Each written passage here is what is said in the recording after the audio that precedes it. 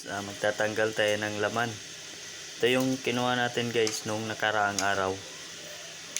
Ito yung kinuha ko, yung nangingisda kami. Yan, so ganyan lang guys. Kailangan nakabuka to, mga tatanggalin lang yung laman. So ganyan. Tapo natin yung laman lang guys, tatanggalin natin. Ito yung mga laman niya guys, oh. Yun. Kasi sasabawin natin to guys. So mamaya ipapakita namin sa inyo. Kasi sasabawin ng sahin ko. Masarap to guys pag sinasabaw. Ganyan.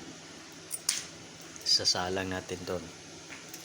Tip namin kayo mamaya guys, yun lang. Kailangan tanggalin lang yan.